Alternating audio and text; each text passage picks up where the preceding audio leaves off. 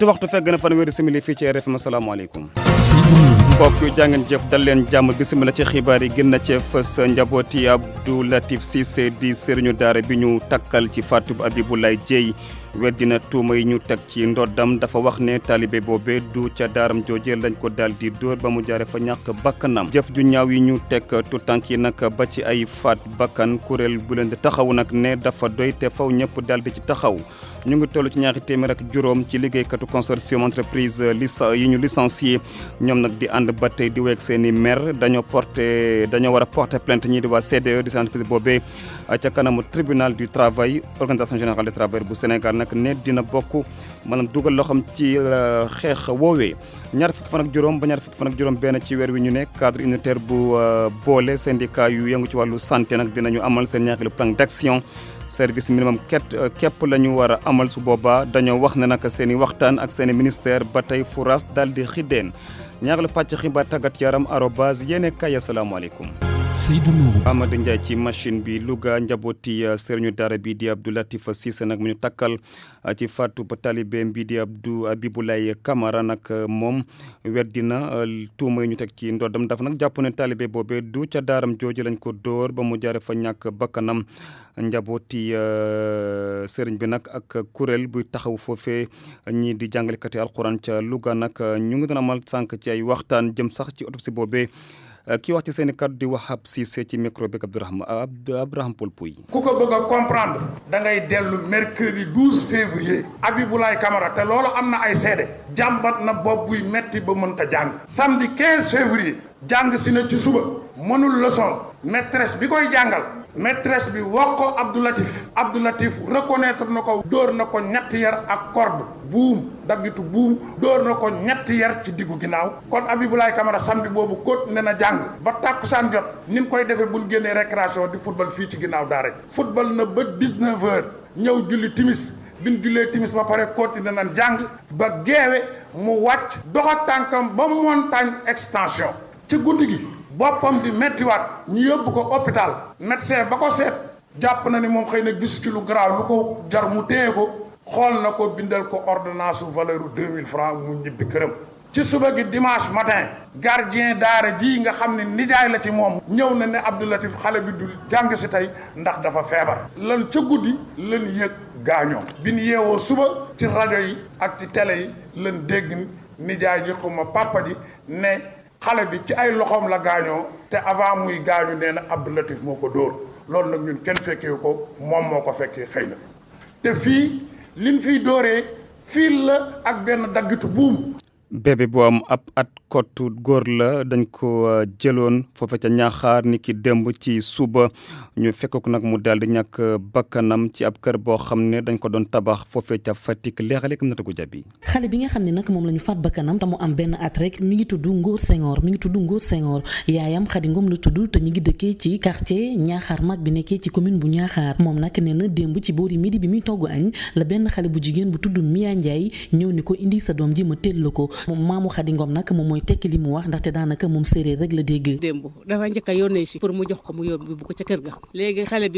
bi ñu yóbbu mu bañ ñu wax mu bañ moom mu ñëwal boppam moom ki yóbbu ñëw ne Khady indi ma yóbbul la sa doom ji ndax balaa maa ñëw nga pare añ moom mu ngi togg añ. ca boobu la ko gëj a gis ñu ne nag démb daanaka fu ne wër nañu ko fa. toog na añ ba sóor nee na dem seeti ko gisu ko mu laaj ci foofa mu ne boot na ko ba yóbbu na ko xam nga dafa am xubaare bu am fii ci lycée ba dem nañ ba foofa gisuñu ñi dem garage ñu ne ko ndax amul ku boot xale bu góor ñëw fii mu ne ko sol lettu ay ñaari pompo mu ne ko kay dugg na fi oto sol robu bu xonq mu ne dugg na fi oto dem na Fatick. démb nag daanaka ci ngoon gi la gendarmerie ñëw xamal famille bi ne leen ki nga xam ne moom moo di bébé bi Mia Ndiaye yóbbu woon dañ ko fekk ñu faat ko ci benn kër gu ñuy tabax te eggagul ci commune bu Fatick. waaw gendarmerie moo ñëw bi fële taxaw maire bi ci kër gi moom dong moo fi nekkoon ndax kii booba mu ngi wóor ñu ñëw bi ñëwee nag moom kay wax na ko góor ñi waaye ñun nag waxuñu ko waaye ñun nag xamuñu woon ne dafa gaañu. Mia Ndiaye mi nga xam ne nag moom la ñu jàpp ne moom moo faat xale bi nee ñu moom itam ay atam ci ñaar fukk rek lay toll Dakar la dëkk waaye léeg-léeg day faral di ñëw ci ñaaxaar am kër gu mu fay dal mu ngi fi mu ne ñu tëjagum ci brigade de gendarmerie bu Fatick Aminata Goudiaby Fatick RFM. ay xale yu ñu faat di leen toroxal loole dafa war a dakk di kuréel boo xam ne moom moo taxaw ngir aar yooyu lee tout tànk nag tey ña nga woon ca kaw tali bi ngir naqal nu mel Awali Thiam bokk na ci boobule kuréel ñu déglu ko tey moom moo nekkoon RFM matin. ñoo ngi ñaan le président Macky Sall parce que gis nañ ne temps yëpp dafa am ay cas yu bëri yuy am ci ñàkk kaaraange ak li nga xam ne mooy dal xale yi te dégguñu ko ci muy moom di ministre bi ñoo ngi ñaan muy moom di ministre bi nga xam ne moom lañ dénk tout tànk yi mu jug ñëw ànd ak ñun ci combat bi di autosaisiru di bañ a sax xaar nit ñi di ñëw ci moom muy ñëw ci victime yi xam ne carrément dañ ko fi soxla mu ñëw nekk suñu côté épaulé ñu xam ne on est là pour un combat noble un combat boo xam ne c'est pour tout le monde pour la protection des enfants ak lépp li nga xam ne day jëmale réew mi kanam ndax je pense que kaaraange ci jàmm ci kaaraange la ne kon nag bu kaaraange amul jàmm du am. ñeenti waxtu fekk na fanweeri simili ak juróom fii ci RFM. RFM rajo askan wi.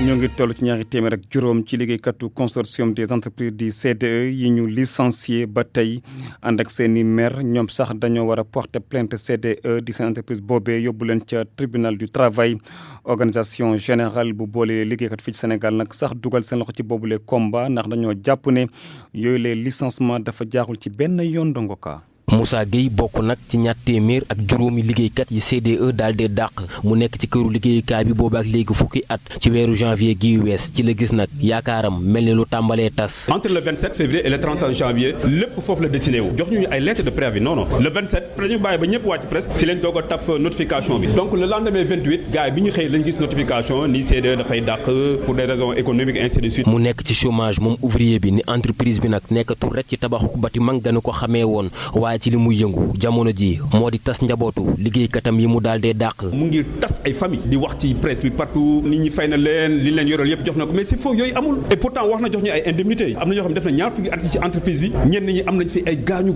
am na ñoo xam ne seen baaraam yi dafa dagg franchement lii moom c'est inhumain am na ñoo xam ne actuellement jël nañ leen comme ay journaliers ñu ngi jëlaat dàq di jëlaat di woo nit ñi. Moussa Gueye ak i ñoñom war a am yaakaar nag ci njàppalek organisation syndicale yi Mamadou Goudiaby mooy secrétaire général organisation générale des travailleurs du Sénégal. Toutes les procurations sont là di ngeen signer procuration yëpp individuelle balaa ngeen di dem ngeen signer procuration yëpp ñu yóbbu leen tribunal incha allah. moom syndicaliste bi ni direction générale bu CDE li mu def du lenn lu ci tegu ci yoon. procédure licenciement économique dafa gudd de dañ la ne d'abord da ngay diisoo ak ñoom mooy la négociation sur la diminution de salaire léegi booy dàq ñiy gën a ancien ci kër gi ñooy des délégué du personnel yi seen mandat jeex na ça fait 2 ans première faute. Mamadou Goudiaby nag di sàkku ci gouvernement bi ngir mu waxat waa CDE ngir ñu jubbanti waat seen doxalin ba fexe lépp jaaraat ci yoon ndongo ka Parcelles Assainies rajo Futur Média. ñeneen ñu wane seen i maire fas yéene sax dem grève ñaar fukki fan ak juróom benn ci weer wu ñu ne di cadre bu ëmb syndicat wu santé maanaam ñi yëngu ci wàllu paj mi muy seen ñaareelu plan d'action service minimum képp lañ ci amal su boobaa ndax dañoo jàpp ne seen i waxtaan ak seen ministère de tutelle di ministère de la santé ba tey furas dal di xiddeen ay satu fay ko Bodian. bokk na ci li tax ñu bëgg a dem grève bi mooy rek ministère de la santé wonewul benn yoon taxawaayam ngir ñu daal di andi saafara ci seen i jafe-jafe bu ñu sukkandikoo ci Arouna Diop bokk ci cadre bi. comme ñu jàpp ni ñii jàpp nañ ne amuñu volonté régler suñu problème te syndicat nag dafa am lu ko yoon may comme nag jafe-jafe am na foofu li ñu mën a def mooy def li ñu yoon may nag mooy continuer suñu plan d'action te li ñu ci retenir woon mooy def grève générale wax nañ ko léegi ni grève bu ñu ko defee jàpp nañ secteur bi ñu nekk secteur bu sensible mooy service minimum dana am te secteur yi nga xamante ni moom lañ maîtriser mooy les blocs opératoires yi service de dialyse service laboratoire service rajo yooyu ay la yowoon wax dëgg yàlla dinañ xam ni lii kat li ko waral mooy grève bi moo tax ni lam waroon doxewu ko te ki indi grève bi mooy gouvernement bi nga xamante ni taxaw nañ ci taxawaay boo xamante ni jàpp ni am nañ volonté régler problème moom. syndicat bi bokk na ci lu muy ñaawlu wàllum reclassement bu personnel de santé amul waaye tamit koppar gu ñuy jox l'hôpital yi doyul benn yoon ak yeneen i ponk. comment on est parvenu à fexe ba bor bu àgg fi mu toll di fukk ak ñetti milliards ci sunu xaalis ci réew moo xamante ni nee ñu semi lañ bëgg a amal am na leneen loo xamante ni tamit jaaxal nañu lool mooy nit ñi di liggéey dañuy àll traité waaye école bi sax li ma jaaxal mooy juróomi infirmier d'état li ñuy génnee est-ce que ñooñu mën nañ leen remplacer yaakaaruñ ko am na tamit ñeneen ñoo xamante ni ñooy yëngu ci maanaam nit ñi opéré bi leen war a opéré bi leen indi urgence wala sax di faj ay bët yi nga xamante ni day metti yooyu yëpp ñaari at a ngi nii concours ba sax ibbiwuñ ko. on n'a même pas ouvert le concours depuis 2 ans. bu ñu sukkandikoo ci Cheikh Seck nekk membre bu cadre bi lu tollook ci juróomi centrale syndicale ñëw nañu doole si leen ngir rek ñu daal di wëyal xeex bi. ngay satu fay Bodian tey ci suba nag sittingu liggéeykatu Cruz bu université Assane Seck bu Ziguinchor li ñu nag naqarlu mooy seen directeur dañoo jàpp ne daal ni muy yore boobule Crous daal dafa am loo xam ne ci lëndëm dañ ko sax wulu ci ni nu mel ñoom nag di ay liggéeykat dañoo sax jàpp ne directeur boobu da leen di sonal ñu sax bëgg ñu daal di auditer ni mu yore boobule centre Ibrahima Gassama moom mooy président interamical liggéeykatu centre œuvre universitaire bu Ziguinchor ci micro beeg Lamine Ba. université bi tàbbi ci loxo benn nit boo xam ni décision donc du président peut-être on le respecte mu ñëw jël affaire bi il en a fait un bien familial jël ñu relégué ñu au second plan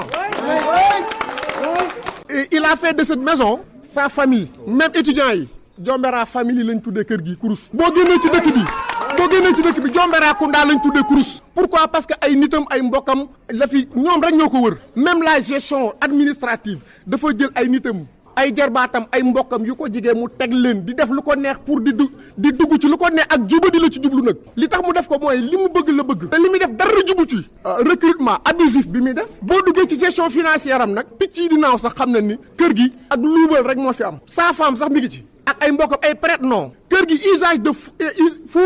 de faux moo fi am ay falsification ay détournement d'objectifs détournement de deniers publics on le dit moo fi am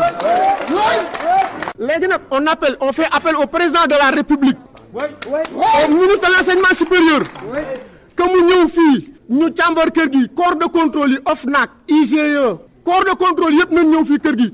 pour càmbar ko étudiants yi sax mën nañ ko bu ci taxaw rek di nga génne li fii mu nekkoon Seyni Fall Ibrahima Gassama mu waxoon ci kàllaamay nasaraan càmbar googe sax la kii di Mamadou Jombera mi ñuy tuumal bëgg mu am nee na mu ngay xaar ñi war a auditer ñëw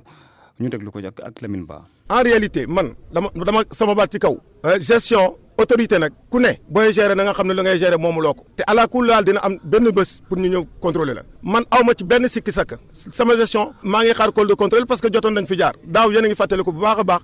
bu ñuy monter benn étudiant pour ne ko pour mu wax ci seen assemblée générale ne directeur day jox marché jabaram ñu wax kii ne way directeur day recruter famille am bu ma recruter sama famille bu ma recruter ou bien bu dee aussi damay jox sama jabar marché maa ngi xaar col de contrôle ñu fi masoon ñëw ñu dellu siwaat fii ñu waxaat parce que ñooñu laa amal ñu may waxal mais quant à par exemple ay accusations gratuites du ma fi nekk di répondre ay tontu yoo xamante ne ay tontu yu daanu sereet la. ak RFM kumpa jeex na. ñaari fan tey amuñu benn xibaar bu jëm ci ñett nappkat yu Soumbédioune yoo xam ne ba tey kenn gisaguñ leen waral nag ba njàq rek tiis rek moo ne ca quartier koñ bu ndaw foofee nga xam ne foofu la ñu dëkk am na sax ñoo xam ne daal dañoo jàpp ne amatuñu benn yaakaar gisaat leen ku matanjan fay reportage. ay chaise yu ñu rangé ci ab buntu kër njaboot gékk dëkkandoo yi am di jàmm yi bu ñii taxawee ne ñi ci des fële ay dugg ak génn ñu ngi ca quartier koñ bu ndaw ca Soumbédioune foofu ya dëkkee Ahmed ak Souley bu dul tout tànk yenn ca kër ga te xamuñu la xew njaboot gi lépp na selaw jigéen ñi muuru ñu mel ni ku nekk ci dëj. Ibrahima Ndiaye doon papa ci Souley kenn ci ñooñi réer di ñëwaat sax ci ana naka la yëgee ne gaalu Souley ak ñamu àndal këpp na. rakkam ñëw ni ma papa ñoom Souley de dañuy suux mooy maanaam gaal gi dafa këpp mais mi ngi këppoo ci île ba ma ne ko anañu mu ne ma gis nañu gaal ga mais ñoom gisuñu leen ak ni ma xamee géej jikkoom foofu dama ko ne kon de ñoom làqu nañu. xol bi fees wante du wut moom rek Aïcha Mbaye ñu dugal ko ci benn néeg mu muuru boot ci ginnaawam doom bi mu am ak Ahmed di borom këram moom it bokk ci mool yi ñu gisul. mu ne ma dégg naa sa jëkkër dafa seen gaal dafa këpp ma ñëw mi ngi naan xale yi bu leen ko wax dara ma ñëw fii gis nit ñi bari ma gis maamam di jooy ci laa xam ne kon dëgg la. mu jafe woon lool mu yàbbi ñaari kaddu te rongo ñi tuuruwut. ci kanamu maamam maa ngi naan Ahmed de ba muy tàgguwuma géej sama yoon newul si moom ñu naa man bu dee woon doo ko mun fàtte parce que yaa ngi yor doomam. boom kër boobee sax diggoon ko ne dina fete benn atub doom gi ñu am. mu ne anniversaire am ci la koy tuural deret anniversaire am bii nii le 19 mars bii. gëm na ba tey ne mën na gisaat borom këram yaakaar jeexut ci kàddoom. waaye ba léegi maa ngi dundee yaakaar de affaire yi des fois ma jooy mais dama foog ne ay foo la rek. jamono ji Ibrahima waajuru Souley moom ñàkkee yaakaar. ni mu seddee xam naa ne mënuñu fa toog ba làqu nañ. donte sapeur pompier ak waa marine ñu ngi seet ñooñee démb ak léegi du benn xabaar ga ñu am ci ñoom wala seen néew ñoom ñu demoon géej ca àllarba ci ngoon gaal ga leen yeboon ak moteur bi ñibbi si bàyyi leen. Malal Diagne Junior maa ngi leen nuyu. maa ngi la fay. tàggat yaram ñu tàmbale ko ak football ak coupe arabe ñu amagul ñaar fukki at. Sénégal moo doon football sànq lataano juma dañu daal di daan waa Soudan yooyu 3-1 le Sénégalais yi nag daal di daan équipe boobu muy ndam loo xam ni am na solo ci xale yi nga xam ni nag daal dañu nekk foofu di fa waajal ay jongante xaritoo yuy tax nu mën a jekk ci bu ñuy amal yeneen i xeetu jongante. leneen itam des ko waxtaanee Seydou. mu jëm ci wàllu boxe bi. tey jii nee nañu ca Dakar Arena dinañu amal foofu ngoonu boxe beneen nee nañu Makhtar Sambu ñoo ngi ko caaxaar moom war na dajante benn Algérien bu tudd Yahya Abdelli la war a kon laaleel ngir nag am place ci 8e de finale bi moom sénégalais bi moom nag nekkoon na ay jamono ca centre Jacques Chirac bu Thiaroye mujj gi mu dem nag ca Londres. Angleterre doon fa amal ay combat doon fa amal ay yëf ngir bokk ci ñu wax nag ni talaata jële ci la génn sénégalaise bi nga xam ne moo war a bokk ci tournoi yi boxe yi di dugg ci yëf yi moom nag Khadija Timéra lay di tudd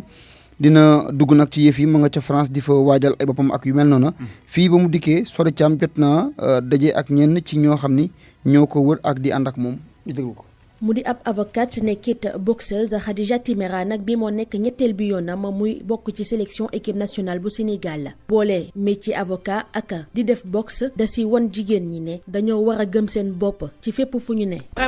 man juriste d'affaires la li ma gën a bëgg mooy wax soxna yi ni mën nañu def lu bëri boole kook seen liggéey ak seen kër dama yaakaar ni amul benn concurrence suñu diggante ak góor ñi dañuy mottali compter sax nag. mu di genn soxna képp gi nga xam ni moom moo nekk ci sélection bu Sénégal ñeel la tekki yooyu Khadija Timéra jàpp ni warul juum benn yoon te la ñuy xaar ci moom wax na honte. c'est un gros challenge bu mag la am na yeneen jigéen yu dem défendre suñu couleur Sénégal sama xel dafay dem ci Mariam Diallo ci catégorie 60 kilos moom moo nekkoon championne d'Afrique 2017 yaakaar naa ni ñoom nit ñooñee ñëpp bëgg boxe te am talent war nañ ko mën a wane dama am chance ñu tànn ma te faaw tamit ñu daal di qualifier. il faut forcément se qualifier. gannaaw ba Pape Mamadou Ndiaye daal di ñàkkee jonganteem mu di bu njëkk bu Sénégal avocate bi nag di ci ñaax yeneen coéquipier mi nga xamante ni war nañoo yéeg ngir ñu ànd ak dal. dañoo fekk suñu réew am nañu ay jafe-jafe ci Jeux d'Afrique yi ak li ngeen gis ci wàllu arbitrage waaye lu mu ci mënti doon rek man li may conseiller ñi ma bokkal équipe ak man mi ci sama bopp sax mooy ñu bàyyi xel ni qualification bi lu am solo la daal ñu wane suñu xarañte.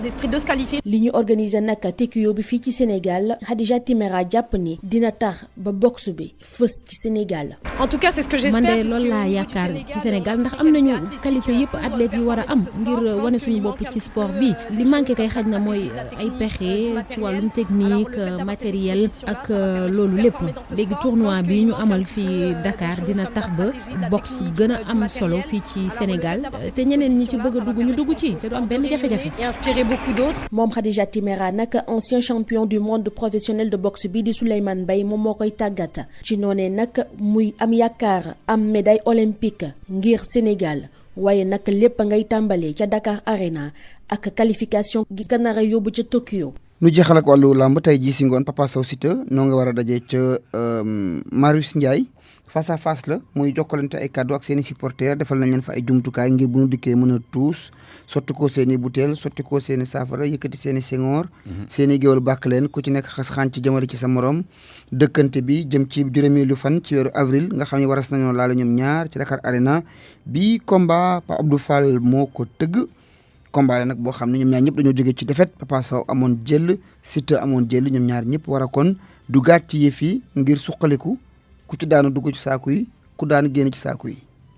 arobase Jomaroon dalee nag jàmm ci arobase ñu wax ci matuwaay yi nga xamante ne ADIE jël na ko agence de l'informatique de l'État dafa taxawal ay jumtuwaay ngir tere ñi mën a dem ci ñeenti ay site yoo xam ne ay vidéo la ñuy wane wala ay fo wala ay image yoo xam ne neexut a gis dara maanaam mbirum pornographie. algorithme bi ADIE di jëfandikoo jamono ji mën na la tere nga àgg ci site yooyu ci heure liggéey ADIE fesal kaddu yooyu ci benn bataaxal lum ci jublu rek mooy fexe ñu mën a ñongal internetu nguur gi. gestu bi alliance pour internet abordable fësal ci talaata bi weesu mu siwal ko mu def ko ci téeméeri réew ak fanweer ak juróom-benn ngir xool ni ñu jëfandikoo internet gëstu bi nag lu mu fësal mooy ñi nekk ci Afrique moom ñoo ngi jëfandikoo internet waaye liñ ci fay ci koppar dafay seer ba léegi. Lamine Ba. ab rapport la bi nga xam ne waa CNN ñoo ko siiwal yàggul dara africains yi daanaka ñoo gën a sonn ci payum internet ci wërngal àdduna bi yépp rapport bi sax nee na boo jëlee fukki nit ci Afrique daanaka ñeent ñi dong ñoo ci amee internet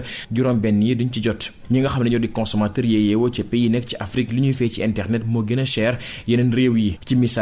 misaal boo jëlee ci li jëm ci wàllu njëgu internet bi ba léegi ci misaal boo jëlee réew yi nga xam ne nag ñoo développé benn giga internet moo ngi jar téeméer yoo jël ñaar ci payoor yi nga xam ne fonctionnaire moyen yaa ngi koy jot ci réew yooyee waaye ci Afrique loolu dem na ba toll ci juróom-ñaar téeméer yoo jël ñi nga xam ne ñoom ñoo amal rapport yi nee nañu li ko waral mooy li gën a bëri ñu seetlu ne benn opérateur muy faral di yore li nga xam ne nag mu di marché internet bi alliance pour un internet abordable li mu laal ci pexe mooy réew yi nañu fexe bu ubbeeku ci li nga xam ne nag mu di njaayum internet bi ba nga xam ne opérateur yi dañuy gën a bëri internet bi njëg li mën a wàcc rapport bi di sukkandikoo ci li nga xam ne nag Kenya ak Namibie def nañ ko ci wàllu woowu nee na sax jamono ji ñaari réew yooyu nga xam ne nag tudd nañ leen internet bi njëg li askan wi mën na ci jot te du ci loru. addoon benn kër la boo xam ne dafa yëngu ci mbirum télécommunication moom wóor na ko ne internet mën nañ ko gën di yombal rawatina nag bu ñu jëfandikoo li nga xam mooy lii di wifi to kenn du ci fay naka la loolu mën a demee Tony Diamanka ci addoon la nekk kaddu yi la eggee Makumba Bey. waaw internet gratuit bi en fait c'est un rêve boo xamee ne monsieur Manos daf ko amoon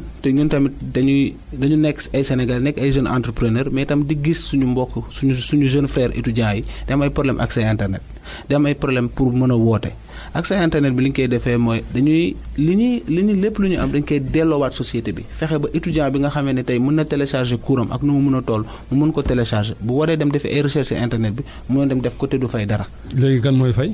kii fay mooy par exemple tey ONG yi nga xamante ni tey ñoom bëgg nañu ñu gis seen ay produits yi nga xamante ne tey gouvernement bi ñu ngi fi bu fekkee ne ëllëg tamit am na ay sociétés yu mag yoo xamante ni tey bëgg nañu ñu am visibilité ci seen ay produits ñu ñëw ok ñu jaay mi liggéey ak ñoom lépp lu ñu si am ñu daal di koy reversé waat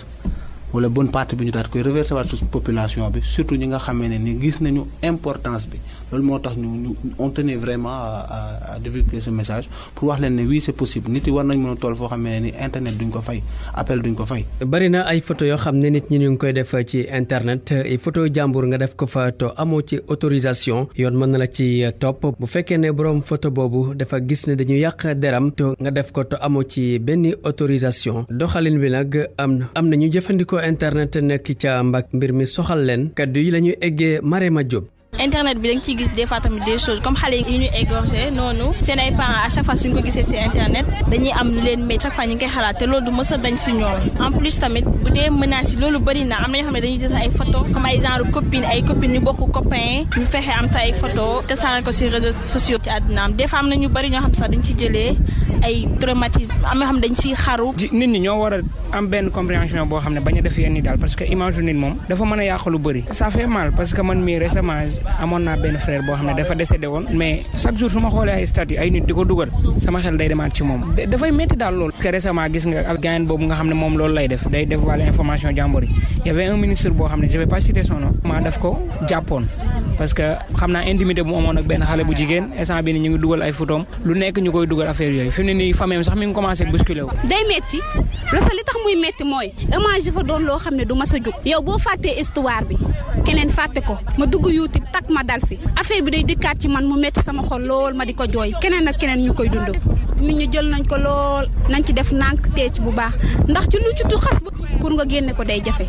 il est temps que gouvernement bi wax si peut-être nit ki soo ko menacé en réseaux sociaux su demee subitement à la justice rek ñu régler problème bi suñ ko defee benn yoon ñaar yoon rek peut-être man ça va éradiquer daal. man daal lu ma si xam mooy plus que nga ciy def temps yaa ngi ciy def loo xamul.